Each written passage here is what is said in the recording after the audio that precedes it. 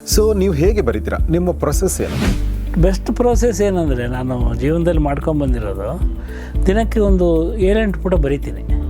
ಅದು ಪ್ರಿಂಟ್ ಆಗುತ್ತೋ ಇಲ್ವೋ ನಂಗೆ ಗೊತ್ತಿಲ್ಲ. ಅದು I mean how do you find time and how do you manage to ನನಗೆ ಒಂದು 3-4 ಗಂಟೆ ನಿದ್ದೆ ಸಾಕಾಗುತ್ತೆ, ಅಲ್ಲಿ ನಂಗೆ ಸಮಯ ಸಿಗುತ್ತೆ. ಸೊ ನಿಮ್ಮ ದಿನ ಶುರುವಾಗೋ ಹೊತ್ತಿಗೆ ನಂದು ಅರ್ಧ ದಿನ ಮುಗಿದಿರುತ್ತೆ ಅಂತ.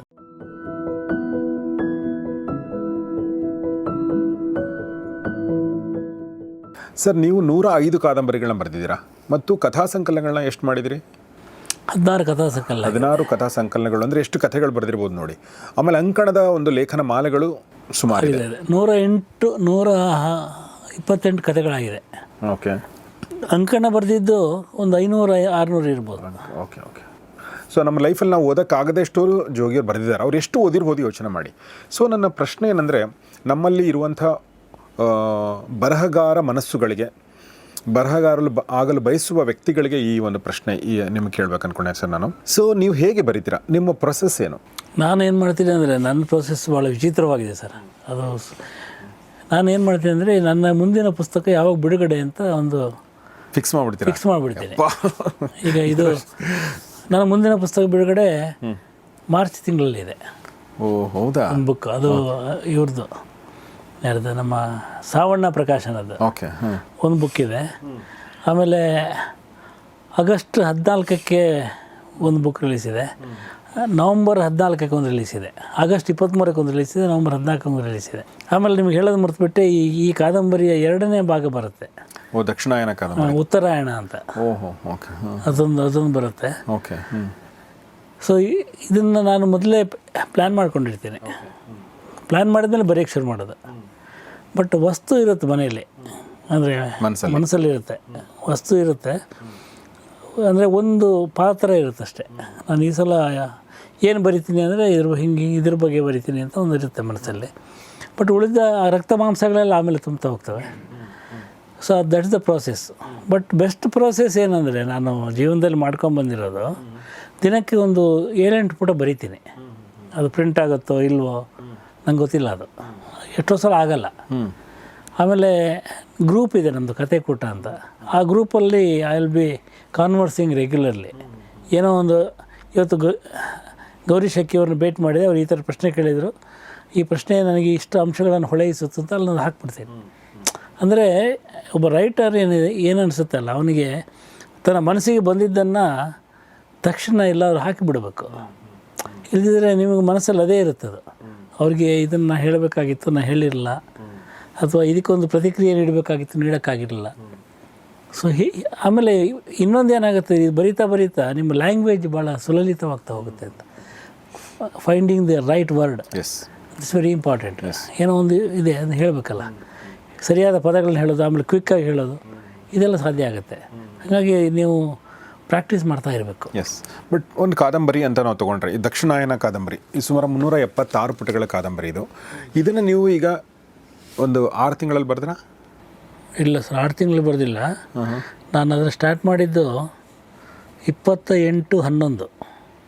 28/11 ನವಂಬರ್ 28 ಅಂದರೆ 1 ವರ್ಷ ಮೇಲಾಯಿತು. ಅಲ್ಲ, ಈ ತಿಂಗಳು ಈಗ 28/11ಕ್ಕೆ ಶುರು ಮಾಡಿದ್ದೆ. ಫೈಲ್ ನೇಮ್ ವಾಸ್ 28/11ಗೆ ಶುರು ಮಾಡಿ, ಅವರಿಗೆ ನಾನು 11ನೇ ತಾರೀಕಿಗೆ ಅವ್ರಿಗೆ ಕೊಟ್ಟೆ, 11th ಡಿಸೆಂಬರಿಗೆ. ಅಂದರೆ 14 ದಿವಸದಲ್ಲಿ ಬರೆದೆ. ಹೌದಾ? 14 ದಿವಸದಲ್ಲಿ ಬರೆದೆ. ಹೇಗೆ sir, how is it possible? ಅಲ್ಲ, ನಾನು ದಿನಕ್ಕೆ ಒಂದು ಹೇಳಿದ್ನಲ್ಲ, 50 ಪುಟ ಬರೀತೀನಿ. ಓಕೆ. ಬರಲೇಬೇಕು ಅಂತಿದ್ದೆ. ಬರಲೇಬೇಕು ಅಂದರೆ ಓಕೆ. ಕಾದಂಬರಿ ಬರಲಿಕ್ಕೆ ಹೋದಾಗ ಒಂದು 40 ಪುಟ ಬರೀತೀನಿ. ಅದೇನಾಯ್ತು ಅಂದರೆ, ಅದ್ರ ಮಧ್ಯೆ 2-3 ಪ್ರವಾಸಗಳು ಬಂತು. ಇದ್ರೆ ಬೇಗ ಮುಗಿದಿರೋದು. ಸೊ 2-3 ಪ್ರವಾಸಗಳು ಬಂದು ನಾನು ಎಲ್ಲೆಲ್ಲ ಒಪ್ಕೊಂಡಿದ್ದೆ ಕಾರ್ಯಕ್ರಮಗಳು. ಬೇರೆ ಊರಿಗೆ ಹೋಗ್ಬೇಕಾಯ್ತು. ಸೊ ಈಗ ಕಾದಂಬರಿ ನೀವು ಹೇಳಿದ್ರಲ್ಲ, ಒಂದು ಪಾತ್ರ ಇತ್ತು, ರಕ್ತ ಮಾಂಸಗಳ ಆಮೇಲೆ ಅಂಥೇಳಿ. ಸೊ ಬರೆಯೋ ಪ್ರೊಸೆಸ್ ಅಂದರೆ, ಈಗ ಇವತ್ತು ನೀವು 40 ಪುಟ ಬರೀತೀನಿ ಅಂದಾಗ 40 ಪುಟದ ಎಷ್ಟು ಅಂಶ ನಿಮ್ಮ ಮನಸ್ಸಲ್ಲಿರುತ್ತೆ? ಎಷ್ಟು ಅಂಶಗಳು, ಎಷ್ಟು ವಿಚಾರಗಳು ಬರಿತಾ ಹೊಳೆಯುತ್ತೆ? ಅಲ್ಲ, ಮನಸ್ಸಲ್ಲಿ ಏನೂ ಇರಲ್ಲ, ಮನಸ್ಸು ಖಾಲಿಯಾಗಿರುತ್ತೆ. ಓಕೆ. ನಾನು ಅಲ್ಲಿ ಕೂತಾಗ ಅದನ್ನು ಆವಾಹಿಸ್ಕೊಳ್ತೀನಿ.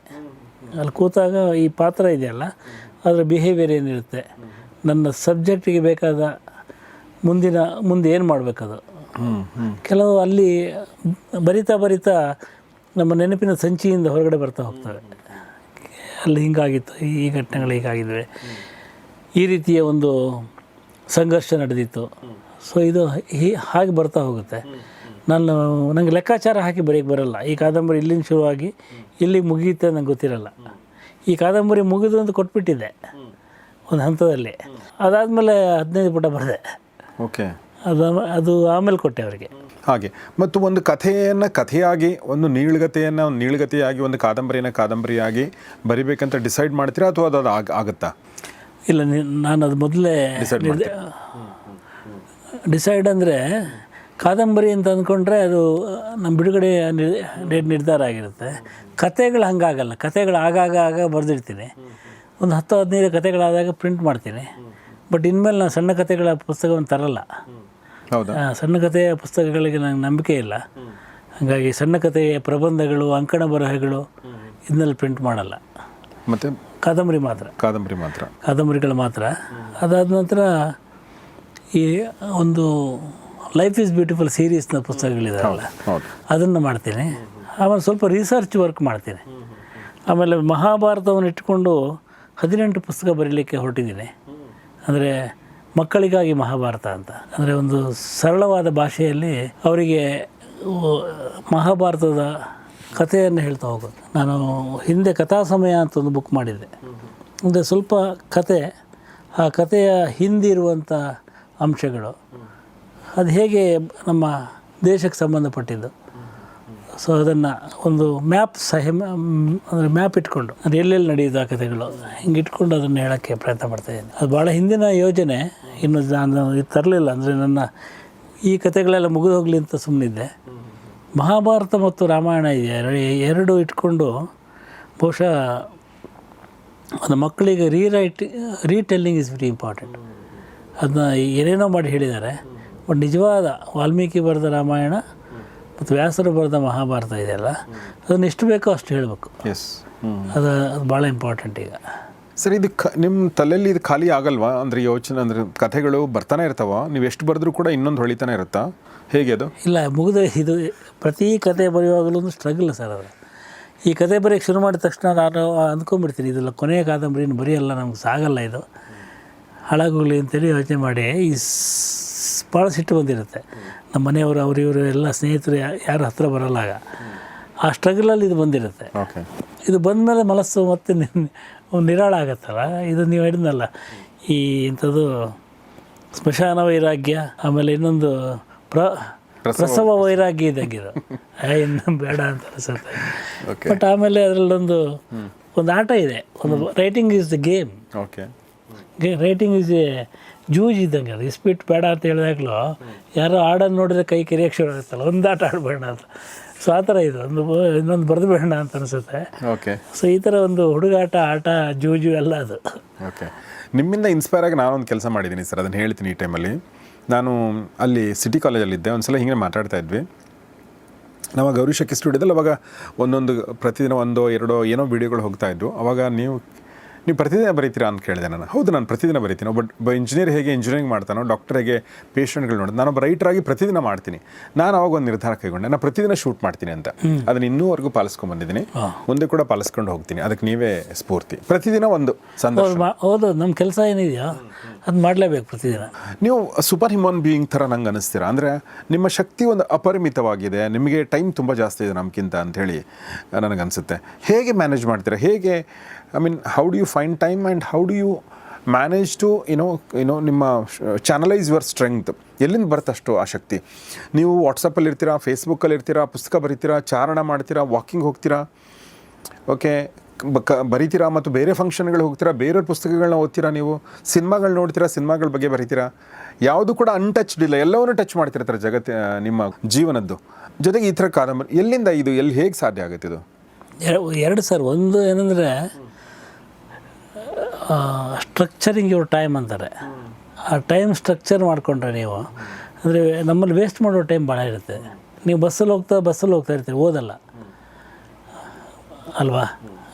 ಒಂದದು. ಎರಡನೇದು ನಿದ್ದೆ ಕಡಿಮೆ ಇರುತ್ತೆ. ನನಗೆ ಒಂದು 3-4 ಗಂಟೆ ನಿದ್ದೆ ಸಾಕಾಗುತ್ತೆ, ಅಲ್ಲಿ ನಂಗೆ ಸಮಯ ಸಿಗುತ್ತೆ. ಸೊ ನಿಮ್ಮ ದಿನ ಶುರುವಾಗೋ ಹೊತ್ತಿಗೆ ನಂದು ಅರ್ಧ ದಿನ ಮುಗಿದಿರುತ್ತೆ ಅಂತ. ಸೊ ನಾನು ಹೇಳಿದ್ನಲ್ಲ 6 ಗಂಟೆಗೆ ವಾಕ್ ಹೋಗ್ತೀನಿ, 7 ಗಂಟೆಗೆ ಮನೆಗೆ ಬಂದರೆ 10 ಗಂಟೆವರೆಗೆ ನನಗೆ 3 ಗಂಟೆ ಸಿಗುತ್ತೆ. 3 ಗಂಟಲೆ ಒಂದು ಬುಕ್ ಓದ್ಬಿಡ್ಬೋದು, 3 ಗಂಟಲೆ ಒಂದು 30 ಪೇಜ್ ಬರೆದು ಬಿಡ್ಬೋದು, 3 ಗಂಟಲೆ ಒಂದು ಸಿನಿಮಾ ನೋಡಿಬಿಡ್ಬೋದು. ಸೊ ಎಲ್ಲ ಆಗ್ಬಿಡುತ್ತೆ ಅಂತ. ಅಂದರೆ ಅದು ಒಂದು ಕಡೆ ಒಳಗಡೆಯಿಂದ ಒತ್ತಡ ಇರುತ್ತೆ. ಅದು ಇದನ್ನು ನನಗೆ ಏನಾದ್ರು ಒಪ್ಕೊಂಡ್ರೆ ಅದು ಮುಗಿಯೋ ತನಕ ನಿದ್ದೆ ಬರಲ್ಲ. ಒಂದು ನಾನು ನಿಮ್ಮನ್ನು ಇವತ್ತು ಭೇಟಿ ಆಗ್ತೀನಿ ಅಂತ ಹೇಳಿದಾಗ ನಾನು ಅಲಾರ್ಮ್ ಇಟ್ಕೊಂಡು ಇಲ್ಲಿ 11:30 ಅಂತ ಹೇಳಿದ್ದೆ, ನಾನು 9 ಗಂಟೆಗೆ ಅಲಾರ್ಮ್ ಇಟ್ಕೊಂಡಿದ್ದೆ. ಸೊ 9ರಿಂದ 11ರವರೆಗೆ ಮನೇಲಿ ಕೂತ್ಕೊಂಡು ಏನೋ ಒಂದು ಸ್ವಲ್ಪ ಬರೆಯೋದಿತ್ತು, ಅದೊಂದು ಬರೆದು ಬಂದೆ. ಹೀಗಾಗಿ ಅದು ಬರೆದು ಇಲ್ಲಿ ಬಂದೆ. ಆಮೇಲೆ ಕೆಲವು ಮೇಲ್ಗಳಿಗೆ ಉತ್ತರ ಕೊಡೋದಿತ್ತು. ಸೊ ಅದು ಮುಗಿಸಿ ಆಮೇಲೆ ಸುಧಾಕರ್ ದರ್ಬೆ ಈ ಕಾದಂಬರಿ ಬಗ್ಗೆ ಕೆಲವರು ಕೊಟೇಶನ್ಗಳು ಹಾಕ್ಕೊಟ್ಟಿದ್ರು, ಅದನ್ನು ಇನ್ಸ್ಟಾಗ್ರಾಮ್ಗೆ ಹಾಕಿ ಬಂದೆ. ಸೊ ಹೀಗೆ ಅಂದರೆ ಸಮಯ ಇದೆ ಸರ್, ಎಲ್ರಿಗೂ ಸಮಯ ಇದೆ. ಸೊ ಆ ಸಮಯದಿಂದ ನಿಮ್ಗೆ ಸಂತೋಷ ಸಿಕ್ಕಿದ್ರೆ ನೀವು ಒಂದು ಸರಿಯಾಗಿ ಮಾಡ್ತೀರ, ಸಂತೋಷ ಸಿಕ್ಕಿಲ್ಲ ಅಂದರೆ ಮಾಡಲ್ಲ. ಬಟ್ ಸಂತೋಷವನ್ನು ಕಂಡ್ಕೋಬೇಕು ನೀವು. ಸಿನಿಮಾ ನೋಡಿದಾಗ ಖುಷಿ ಆಗುತ್ತೆ, ಯಾರ್ದು ಬುಕ್ ಓದಿದಾಗ ಭಾಳ ಖುಷಿ ಆಗುತ್ತೆ, ಎಷ್ಟು ಚೆನ್ನಾಗಿ ಬರೀತಾರೆ ಹೊಸಬರು ಅಂತೇಳಿ. ನಾನು ಜೈಪುರ್ ಲಿಟ್ ಫೆಸ್ಟಿಗೆ ಹೋಗ್ತೀನಿ ಪ್ರತಿ ಸಲ. ಈ ಸಲದ 8ನೇ ಸಲ ಹೋಗ್ತಿರೋದು. ಅಲ್ಲಿ ಹೋದಾಗ ಎಷ್ಟು ಯೂತ್ಗಳು ಕಾಣಿಸ್ತಾರೆ ಅಂದರೆ ಪುಸ್ತಕ ಹಿಡ್ಕೊಂಡು, ಅಫ್ಕೋರ್ಸ್ ಇಂಗ್ಲೀಷ್ ಅವ್ರದ್ದು, ಬಟ್ ಅವರ ಉತ್ಸಾಹ ನೋಡಿದಾಗ ನಮಗೆ ನಾಚಿಕೆ ಆಗಿಬಿಡುತ್ತೆ. ಅಷ್ಟು ಓದ್ತಾರೆ ಅವರು, ಅಷ್ಟು ಹೊಸದಾಗಿ ಯೋಚನೆ ಮಾಡ್ತಾರೆ. ಒಂದು ಹೊಸ ಯೋಚನೆ ಬಂದರೆ ಅದನ್ನು ಚರ್ಚೆ ಮಾಡ್ತಾಯಿರ್ತಾರೆ. ಸೊ ಅವ್ರ ಜೊತೆ ಮಿಂಗಲಾಗಿ ಮಾತಾಡೋದೇ ಒಂಥರ ನಿಮಗೆ ಹೊಸ ಲೈಫ್ ಕೊಟ್ಬಿಡುತ್ತೆ ಅಂತ. If you don't talk to an youngster you dead. ನಾವು ಹಿಂಗೆ ಮುದುಕರು ಅಂತ ಹೇಳ್ತೀವಲ್ಲ, ಯಾವಾಗ ಮುದುಕರಾಗ್ತೀವಿ ಅಂದರೆ ಈ ತರುಣರ ಜೊತೆ ಮಾತಾಡದೆ ಹೋದಾಗ. ಸೊ ಅಲ್ಲಿ ಮಾತಾಡ್ತಾ ಹೋದರೆ ನಿಮ್ಗೆ ಒಂದು ಹೊಸ ಲೈಫ್ ಸಿಕ್ಬಿಡ್ತೀನಿ ಅಷ್ಟೇ. ನಾನು ಮೊನ್ನೆ ಬಂದಿದ್ದೆ ನಮ್ಮ ಆಫೀಸಿಗೆ, ಹರ್ಷ ಅಂಥೇಳಿ. ಹಿ ಹಸ್ ಟ್ರಾನ್ಸ್ಲೇಟೆಡ್ ಎ ನಾವೆಲ್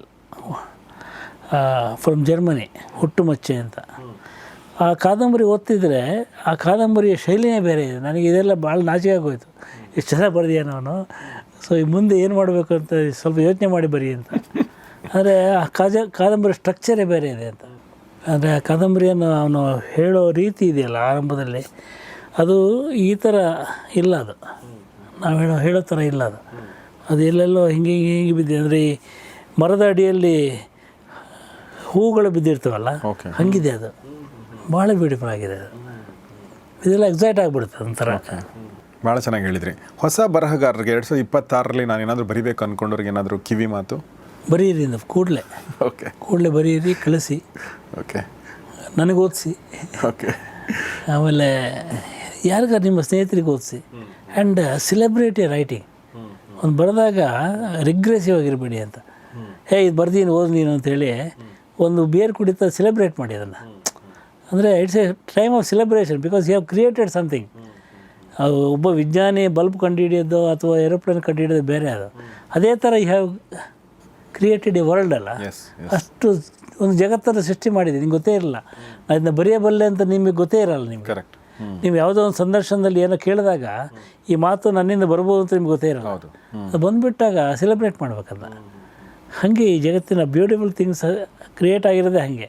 ಒಂದು ಸಿನಿಮಾ, ಒಂದು ಹಾಡು, ಒಂದು ಸಣ್ಣ ಸನ್ನಿವೇಶ, ಒಂದು ಕಾದಂಬರಿ, ಒಂದು ಹನಿಗವಿತೆ ಎಲ್ಲ ಸೃಷ್ಟಿಯಾದಾಗ ಅದನ್ನು ಸಂಭ್ರಮಿಸಿಬಿಡ್ಬೇಕು.